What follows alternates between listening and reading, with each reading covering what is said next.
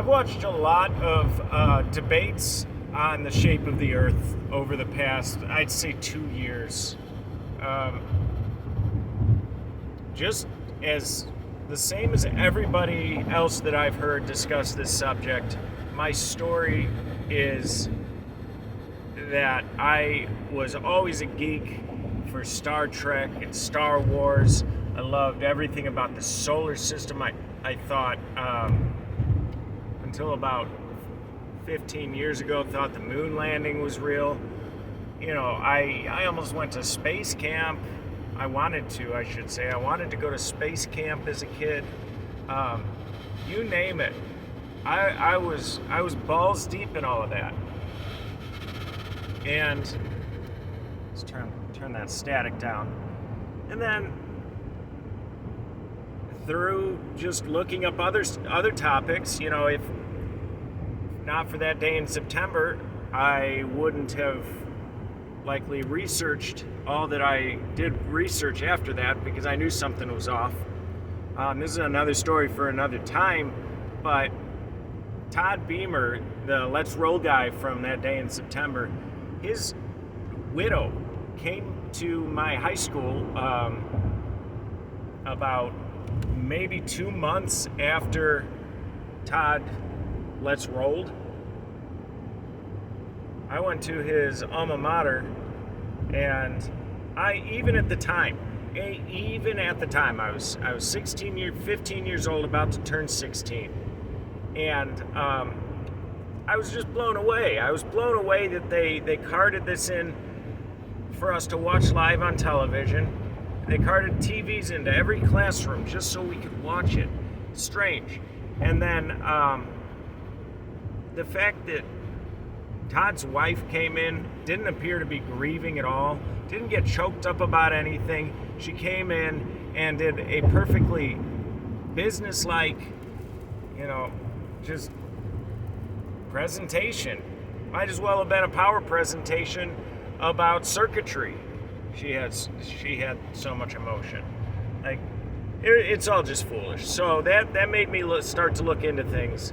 And then I looked into the moon landing, realized that that's a load. And eventually that settled on the shape of the Earth. I resisted it for a long time, just like Mr. David Weiss says. He was very resistant to it and would ban people from his comments for just suggesting it. He would block people left and right. I didn't do that because I don't have people to block, but I was very resistant. I thought for the longest time, no, this is just foolishness, kind of like birds aren't real. Well, believe you me, birds are indeed real. I have been pooped on, and I have killed some birds, and they are real. And they taste real good, too, by the way. Get your protein, guys and gals. But it settled on the shape of the Earth. And so after resisting it for so long, I looked into it. I watched a video, I double-checked what I had watched, and found it to be true. And then I listened to people refute that point of view. And the trick is to listen to it unbiased, like this is your first day on Earth. You have to shed all of your prior knowledge and listen to both sides presented as they are. And don't just listen to one person present each side. Listen to multiple points of view. And what has really just astounded me through watching all of these and listening to all of these presentations and reading all that I have is the illogical nature of the globe side. So, one thing that I just mentioned that is really important, in my opinion, to getting closer to the truth is not being biased. You have to be able to start out giving both sides you're considering equal weight, and then as different points are made, take 1 pound, 1 ounce from one category, put it in the other. It's imperative. And then weigh both. This is all metaphorical. Metaphorically weigh both at the end, after you've pondered them, after you've double checked on facts. And the globe side sorry, I'm really tired. It's been a long day at work. They resort to nothing but logical fallacies and post-diction. They claim that their model predicts the globe, but what they never tell you is that all of the celestial happenings occur cyclically on a predictable pattern. People have been predicting that pattern since long before anybody even had the inkling to think that the Earth is a globe. So they're already standing on the backs of understood facts. You know, what they're doing is matching reality to a model, not using that model to understand reality. And that's a really important distinction to make, because what they say implies that their model came first and then their knowledge happened. But that's not the case at all. People have known most of what's true for thousands and thousands of years. People had little to do but look up at the stars and use them to keep track of time. The original clock is the sky. And you got the sun for hours, you got the moon for months. But people have forgotten all of this. And I don't know which is true. I think that's really important too. Don't assign yourself to any one side. Because you don't know, and I don't know. Another thing that really is striking to me about the people that defend the globe side is their use of the word we. We went to the moon. We already know. We've known for thousands of years. I might have made a video about this, but I know I've commented it on various videos. No, we did not go to the moon. They tell you they went to the moon. And by programming you to say we, it tricks your brain into essentially thinking that you experienced it, so that when somebody says, no, nobody went to the moon, it's almost a personal affront. It's like being asked to deny a memory, a personal memory of an event. And that's just not the case. We did not. And chances are, nobody has, even if they did, nobody has in your lifetime, most likely.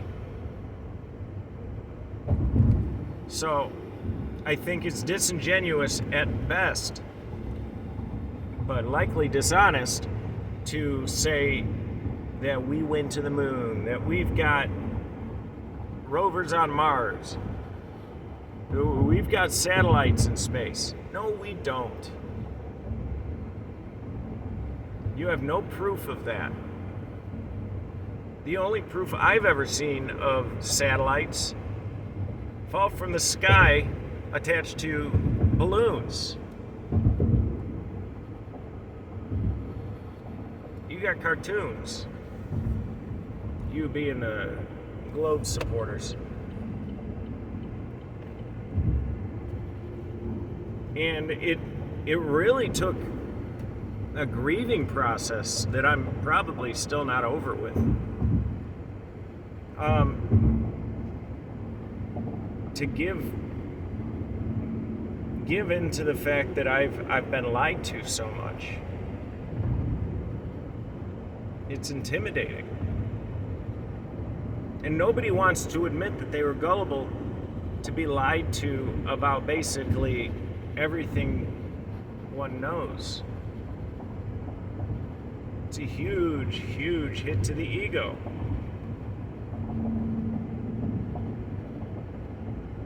And I think most of the people that defend the globe on debate forums and even to make videos about it, I think they're doing so with good intentions, but I think there is inherent fallacy built into the argument that one must present fallaciously, in a fallacious manner, just presenting that side. So, do they intend to mislead, to be dishonest? I don't think so. I think some do.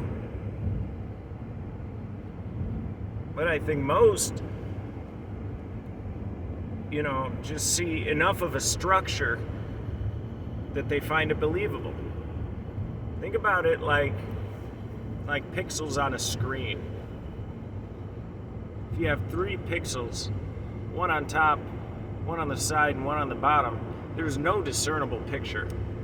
But once you keep filling in those pixels, a picture becomes evident and an image is revealed. And knowledge is something like that.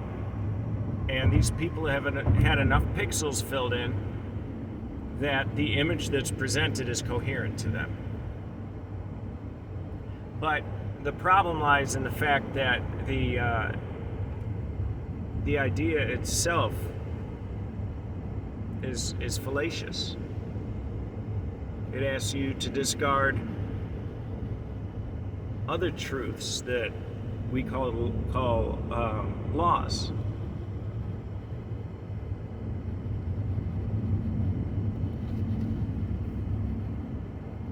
And then there's the mockery.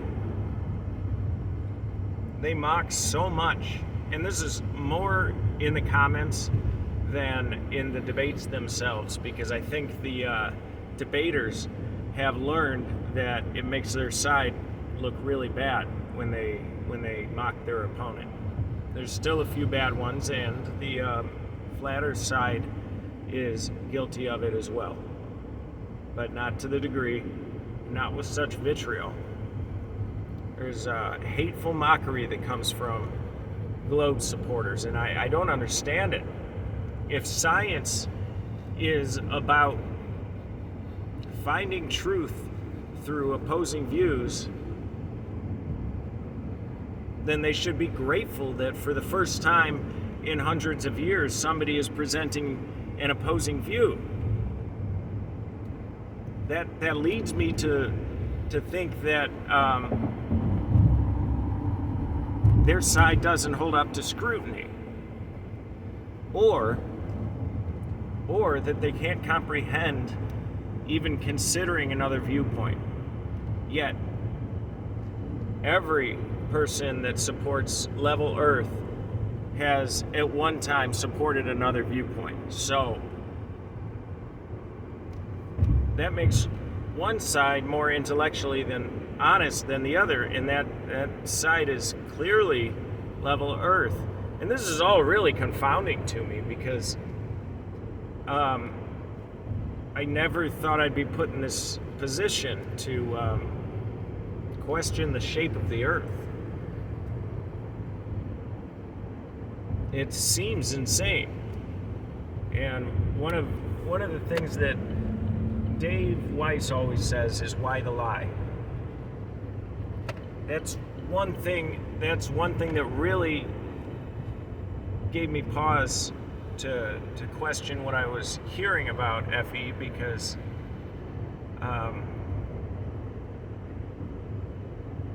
sorry, I misspoke that.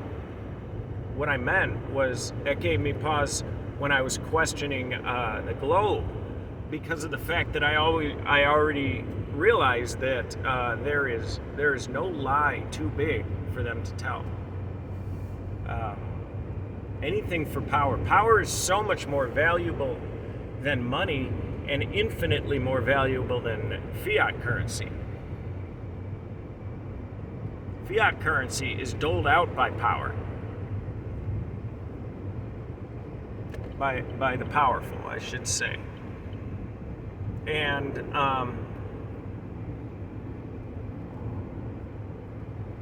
if you can be misled about your very existence, you'll believe anything you're told. If you will deny what your eyes and ears, you will believe anything. You are broken like a horse. You do become a pet. You have no more sovereign mind if you believe things that contradict physical evidence. I would contend that the globe belief relies on far more faith than does belief in God.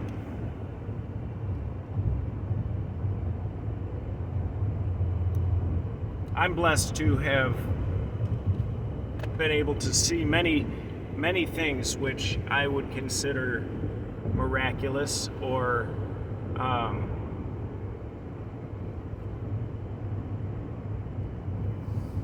occult, supernatural, definitely supernatural. And so it's a lot easier for me to admit that the supernatural realm does exist. But I was an atheist for a long time.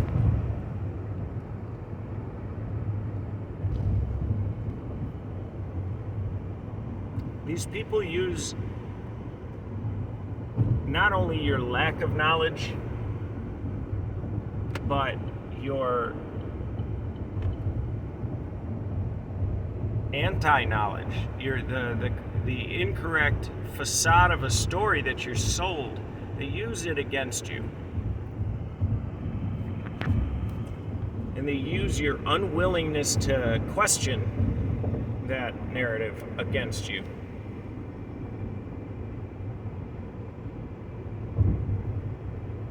What does it hurt to question what you believe? It doesn't hurt. In fact, if you believe in truth, it should strengthen your belief. You should be more knowledgeable about your belief. But yet, time and time again, the globe side, every single proponent of that side refuses to even consider that they might be wrong. And that puts them at a great disadvantage. I tend to think that this is more of a realm, and I think that we are more responsible for projecting the reality than receiving it. But it's a cycle. Again, you receive that which you project, and that holds true in just about every facet of life. Karma, for instance.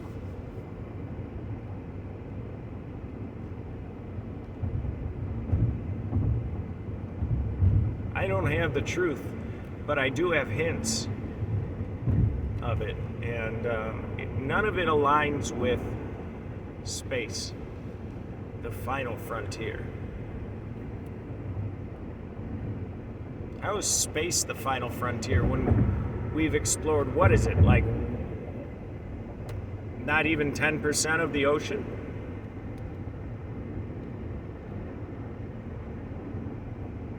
You can argue UFOs come from space, but as far as evidence go, there's more evidence that they come from under the ocean, because people have seen that. They've never seen them come from space. know, I'm just kind of rambling at this point, which I tend to do after a while, but you gotta stop just believing what you're told. It doesn't lead to a healthy mind. All right, have a good one.